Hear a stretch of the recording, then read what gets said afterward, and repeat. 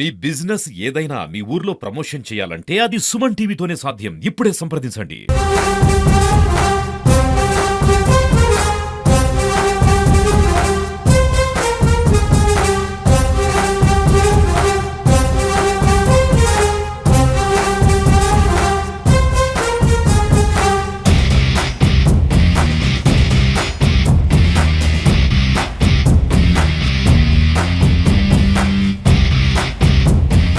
ప్రజలకు సత్వర న్యాయం చేయడమే కాదు, భద్రత కల్పిస్తూ పోలీసు వ్యవస్థపై ఉన్న విశ్వాసాన్ని మరింత బలోపేతం చేయడానికి సూర్యాపేట జిల్లా పోలీసులు అయితే సరికొత్త కార్యక్రమానికి శ్రీకారం చుట్టారు. అదే పోలీస్ ప్రజా భరోసా. ఈ కార్యక్రమం ఈ రోజుతో ప్రారంభమైనట్లు జిల్లా ఎస్పీ చెప్పారు. ఈ పోలీస్ ప్రజా భరోసా ఏ విధంగా ఉండబోతుంది, దాని లక్ష్యాలేంటో మనతో చెప్పడానికి జిల్లా ఎస్పీ నరసింహ గారు ఉన్నారు. సార్ నమస్తే అండి. నమస్తే. పోలీస్ ప్రజా భరోసా ముఖ్య ఉద్దేశం ఏంటి? నేర నియంత్రణలో ఈ పోలీస్ ప్రజా భరోసా ఏ విధంగా ఉపయోగపడుతుంది?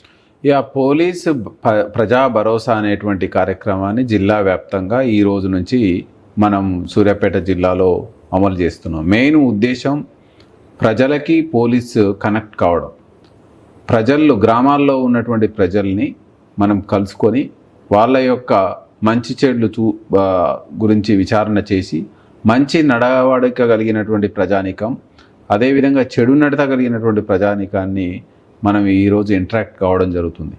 ఈ సందర్భంగా మెయిన్ ఉద్దేశం ఏంటంటే గ్రామీణ ప్రాంతాల్లో ఒక అశాంతికి కారణమైనటువంటి, అలజడులకు కారణమైనటువంటి చెడు నడత కలిగినటువంటి వ్యక్తులను గుర్తించి వాళ్ళని కౌన్సిలింగ్ ద్వారా, బైండ్ ఓవర్ సిస్టమ్ ద్వారా, అవసరం అనుకుంటే అలవాటుగా రిపీటెడ్గా నేరాలు చేసే వ్యక్తులపైన rowdy sheets, suspect sheets open చేసి వాళ్ళని ఒక మంచి నడవడిత కలిగినటువంటి సమాజంలోకి తీసుకురావాలనేది మెయిన్ ఉద్దేశం. అదేవిధంగా విలేజ్లలో మనం ప్రజలతోటి మమేకమై సమావేశాల్లో పాల్గొని వాళ్ళకు ఒక భద్రతమయ పరంగా ఒక భరోసా ఇచ్చి, మనకు చట్టం ఉంది, మనకు పోలీస్ వ్యవస్థ ఉంది, ఈ పోలీస్ వ్యవస్థని మనం ప్రజాస్వామ్య వ్యవస్థలో పోలీస్ వ్యవస్థని మనం సరైన పద్ధతిలో ఉపయోగించుకొని న్యాయం పొందొచ్చు అనేటువంటి భరోసా ఇవ్వడానికి ఈరోజు మనం ప్రజల్లోకి వెళ్ళడం జరుగుతుంది. ఈ కార్యక్రమంలో భాగంగా సూర్యాపేట జిల్లా వ్యాప్తంగా ప్రతి బుధవారం రోజు మనం ఈ పోలీస్ ప్రజా భరోసా కార్యక్రమాన్ని తీసుకొని ఈ కార్యక్రమానికి ప్రతి సర్కిల్ పరిధిలో, మనకి 8 సర్కిల్ పరిధిలో ఉంటే 8 గ్రామాలను ఈరోజు DSP level officer, CI and SI, అక్కడ ఉన్న విలేజ్ పోలీస్ ఆఫీసర్ వీళ్ళందరూ విజిట్ చేయడం జరుగుతుంది. చేసి అక్కడ ఉన్నటువంటి ప్రజల్లో గ్రామంలో ఒక ప్రామినెంట్ ప్లేస్లో వీళ్ళందరినీ తోటి ఇంటరాక్ట్ కావడం జరుగుతుంది. సో అదేవిధంగా ఆ విలేజ్కి సంబంధించిన ఏమైనా కేసులు ఉంటే ఇమ్మీడియట్లీ ఆ కేసులలో మనం వెంటనే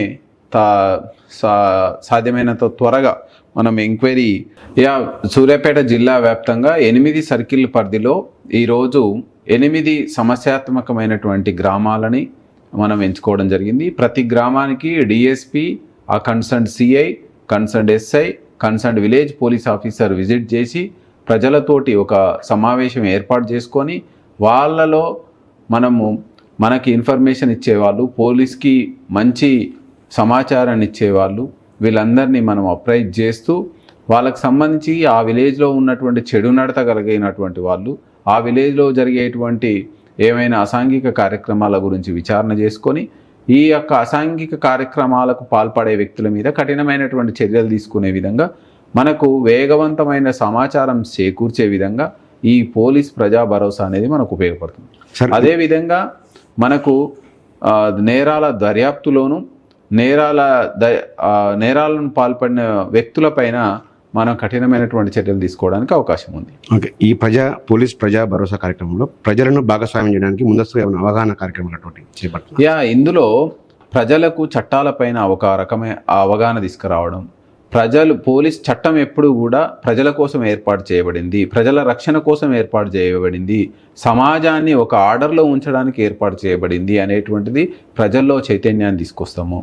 అదేవిధంగా ప్రజలు ఎవరైతే పోలీస్ వ్యవస్థకి దన్నుగా ఉన్నారు, పోలీస్ వ్యవస్థని మంచి కోసం ఉపయోగిస్తున్నారు, అదేవిధంగా చట్టాన్ని ఎవరు చేతిలోకి తీసుకోకుండా మంచి ప్రవర్తనతో ఉన్నారు, వాళ్ళందరితోటి మనం మమేకం అవుతాం.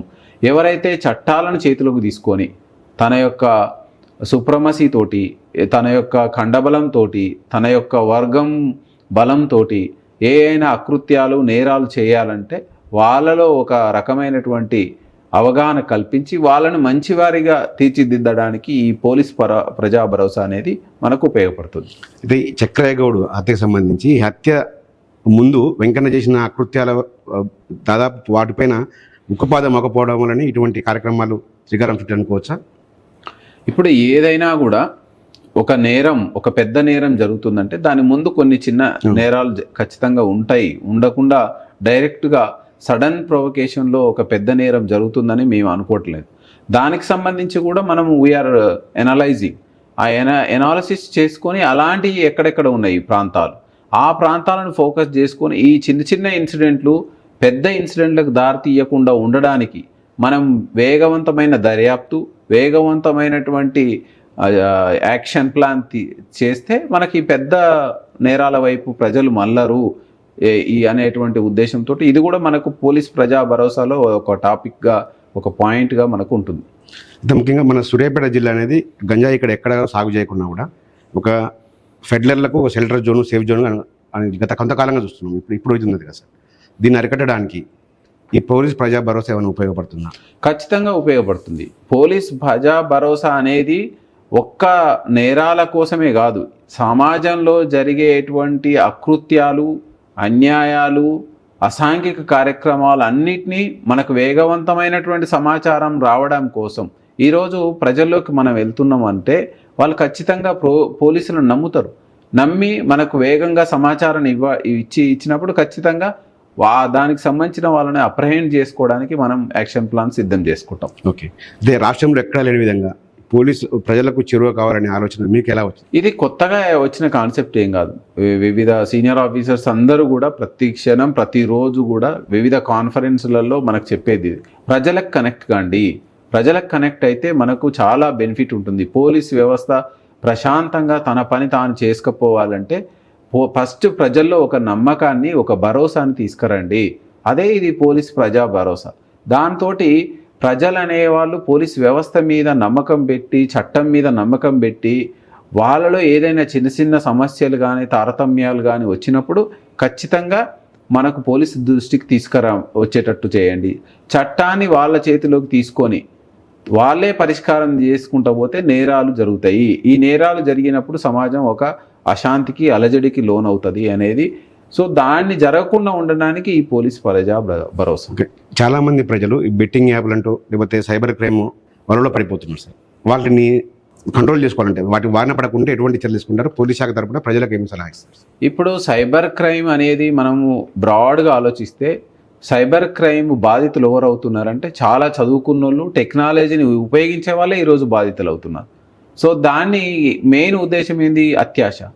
సో ఎవరైతే ఈ చదువుకున్న వాళ్ళు టెక్నాలజీని బాగా యూజ్ చేసి అత్యాశ కలిగినటువంటి వాళ్ళు తక్కువ టైంలో ఎక్కువ సంపాదిస్తాము, ఇంటికాడ కూర్చొని డబ్బులు సంపాదిస్తాము, ఏం చేయకుండా డబ్బులు వస్తాయి, మీరు లైకులు షేర్లు కొడితే డబ్బులు వస్తాయి, అదేవిధంగా మీరు ఈ వస్తువులు కొంటే ఈ వస్తువులు ఫ్రీగా వస్తాయి. ఇట్లా మనం ఈరోజు మనకు డే మొత్తం కష్టపడితే కానీ ఈరోజు ఒకరోజు కూలి రావడం కష్టంగా ఉన్నటువంటి సొసైటీలో ఉన్నాం. ఒకరోజు జీతం రాలేని పరిస్థితిలో ఉన్నాం. సో ఆ జీతం మనం కష్టపడితేనే మనకు జీతం వస్తుంది, ఏదో ఆయాచితంగా ఏది రాదు. మరి ఇంటి దగ్గర కూర్చొని మనం లైకులు షేర్ కొడితే డబ్బులు ఎట్లా వస్తాయి? ఇదంతా మనలో ఉన్నటువంటి అత్యాశని సైబర్ నేరస్తులు దాన్ని ఒక వలగా విసురుతున్నారు. ఫస్ట్లో మీకు డబ్బులు ఇచ్చినట్లు, డబ్బులు పంపినట్లు ఏదో చేసి తర్వాత మిమ్మల్ని ట్రాప్లోకి దింపి అందులో నుంచి బయటికి రాకుండా మీ దగ్గర ఉన్న డబ్బులు పోతాయి, ఇంకా బయట నుంచి డబ్బులు తెస్తారు, బంధువుల దగ్గర తెస్తారు, స్నేహితుల దగ్గర తెస్తారు, అన్నీ కూడా మీరు ఇన్వెస్ట్ పెట్టి మీకు అప్పుడు లాస్ట్గా అర్థమవుతుంది.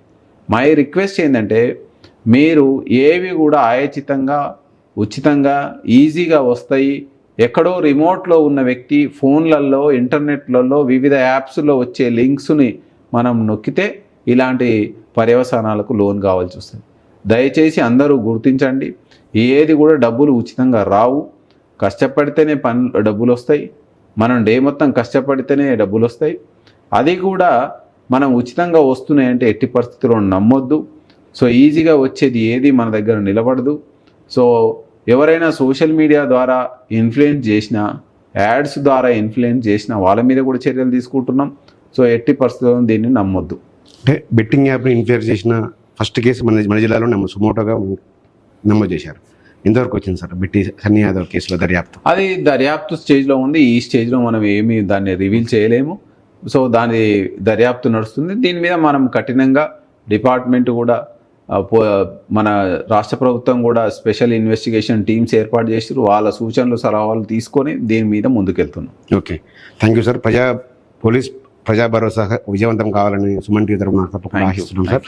ఇది ఎస్పీ గారు చెబుతున్నారు. ఖచ్చితంగా ప్రజలకు చేరువైతేనే ఎటువంటి అసాంఘిక శక్తులకు అడ్డుకట్టకు అవకాశం ఉంటుంది. సో ప్రజలతో పోలీస్ డిపార్ట్మెంట్ మమేకమై అయితే మొత్తం కూడా శాంతి భద్రతను నెలకొల్పాలనే లక్ష్యంతోనే, అదేవిధంగా పోలీస్ శాఖను ఇంకా ప్రజలకు పట్ల ఇంకా విశ్వాసాన్ని బలోపేతం చేయడానికి పోలీస్ ప్రజా భరోసా కార్యక్రమం చుట్టామని కూడా ఎస్పీ గారు చెప్తా ఉన్నారు.